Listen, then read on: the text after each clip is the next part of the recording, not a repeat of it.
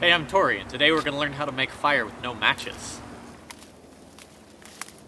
So to make our fire today, we're going to first be gathering materials, and you'll want to do this throughout the day. If you find the perfect materials catch, you find a really great cedar log, you want to just collect it as you go, so that when you're ready to make your fire in the evening time, or whenever you do, you're perfectly ready. So I'll be showing you how to collect materials and what to get, and then I'll show you how to set up those materials into a little fire teepee, I call it, and then I'll be showing you how to use your bow drill kit to make your fire. This will be good when we first make our fire, when it's just a little tiny baby flame to get it going. You want to find stuff that's as small, tiny and fine as you can, and it's good if it's not sitting on the ground because it'll soak up the moisture, but if it's up off the ground it's good. If you can find them right under trees too, you can even get them if the bottom branches are dead and collect them off of there. So this was the stuff that we were gathering, and you want a big huge bundle of that. But once you got that, you're also gonna need to collect some bigger stuff. We'll just need to go up in size. Start we say pencil lead, and then go to we say pencil size or pinky size, and just go up and up and up and start.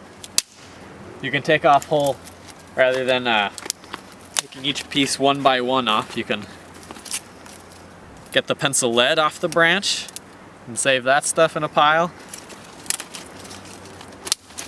Get this stuff, and no need to be too dainty about it. We hit gold. We're looking for, this is a downed cedar tree that's been in the sun, so hopefully the inner bark of it will be usable for our fires. So what you're looking for is to take off as much as you can of this outside stuff. You're gonna need that little, and then this nice inner stuff. You can take off big chunks of it, like that. And then you want to rough it up, and you can see how fine that is. And you rough it up until it's all fine and fluffy like that. And once you got a nice big bundle of that, you can keep it close to your body, keep it in your pocket in here if you have a jacket in your inside pocket, and carry it around with you for the day, and your body heat will eventually dry it out until it's nice and dry and you can make a fire.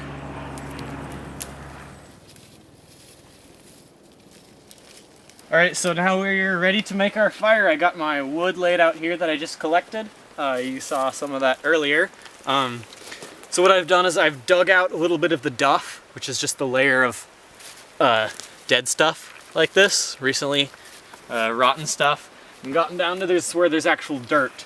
I could probably use a little more, but it's pretty wet here, so we'll be alright. And that's just for fire safety. So we're going to start out with these leaves. They don't need to be totally dry. What they're for is to insulate what's going to be our little baby flame from the cold ground. So it's a little bit like a sleeping pad for our little fire. And then here I have a bunch of little tiny pencil lead, which you saw me collect earlier, which I'll use to put over top of that. And I'm going to make it in a little kind of a teepee shape, if I can manage it. No need to be gentle with this stuff.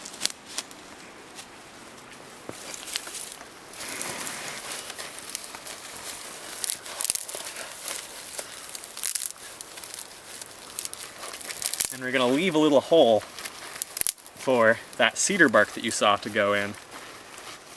Gotta have the entrance to the teepee.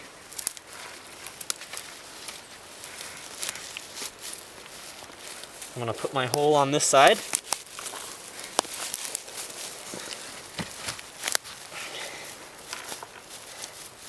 That's where that'll go. Gonna put our bigger layer on, start building her up.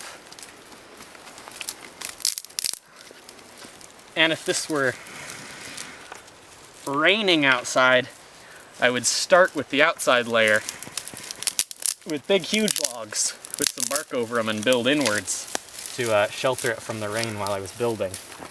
But we got nice dry material, so no need for that right now.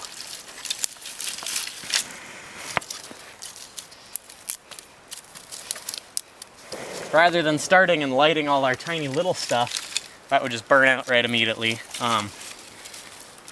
We are having fuel for once the little stuff burns out, but what we're also doing is creating shelter so that the little flame in there, all the heat doesn't just radiate outwards, but is instead trapped by all the stuff on the outside and right back in it. So it's like we're making the sleeping bag. Compress that all in there. It's all a balance of trying to get the right balance of air and fuel. And now we're not going to make this big of a fire, but I like to put more big stuff on the outside when I'm lighting it. And this it can be dead and wet. You can either leave it on while it burns and it'll dry out by the time the fire gets to it, or I put it on there so that as extra reflection, so it reflects the heat back on itself. Or if it were raining, you'd pile this stuff up really high and all the water would drip down and away from where your fire is. There you have her.